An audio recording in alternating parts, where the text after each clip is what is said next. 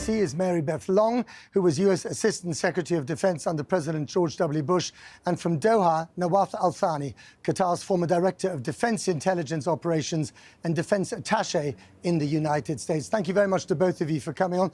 Let me start with you, Mary Beth. From what you've heard from the IDF this evening, does this sound to you like the beginning of this land invasion incursion?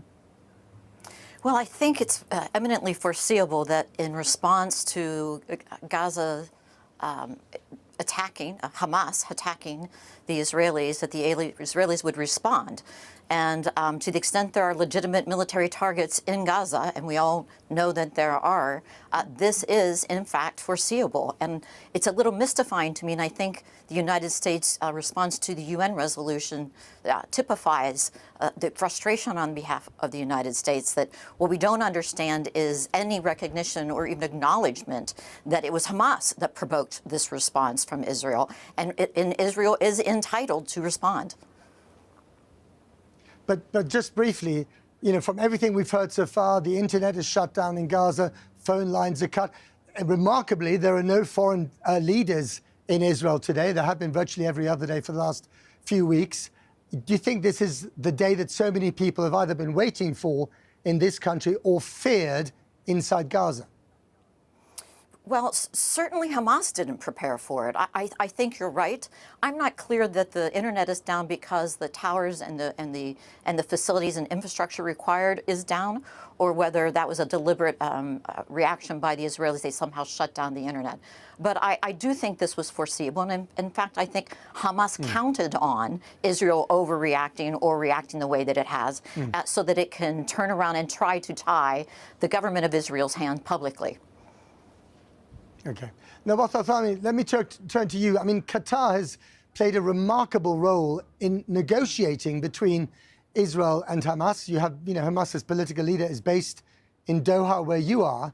If indeed this is the ground invasion that we've been talking about for so long, does that mean that any release of the hostages, any negotiations about their release, has been put on hold or possibly finished?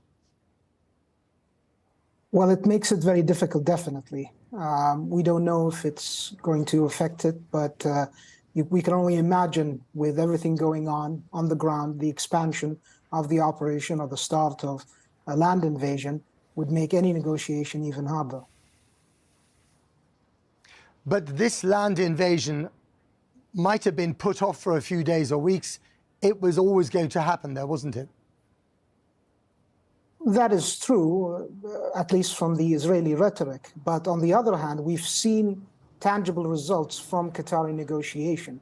We've seen Israeli citizens being released. We've seen American citizens being released. So this is not a pie in the sky or an imaginary or an unguaranteed approach. We've seen results, and I think the Israeli government should have given this approach more of a chance, and it still can. But unless the Israelis show seriousness in actually releasing the hostages by the cessation of hostilities, I don't know if that could work. So briefly, to be clear on that front, if the tanks roll in en masse, any negotiations, parallel negotiations about releasing hostages are going to be virtually impossible. Is that what you're saying?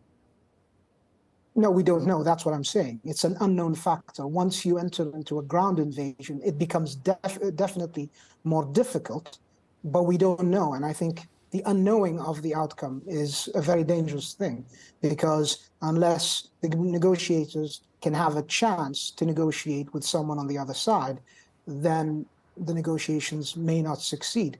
The unknowing is the dangerous part. Sure.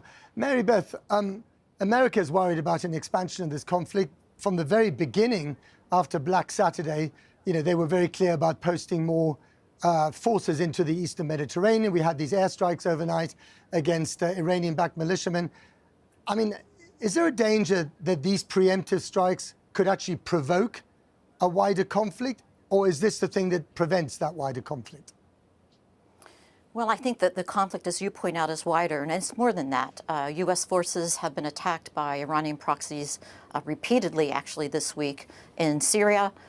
We also are suffering attacks in Iraq. We spoke to Iraqi leadership several days ago, and those attacks are ongoing. So it has spread. The question is, and you appropriately raise it, how far will this expansion go? Right now, the side that is expanding extraterritoriality is the Iranian proxies. I think thus far, everyone else has been in a defensive posture, and I would hope that that would continue to contain what Iran is doing, actually, by attempting actively to spread this to other territories. Nawaf Al-Thani, you know Hamas well. You've talked to them. You know, as I said before, they're based in Doha, or some of their political leadership is.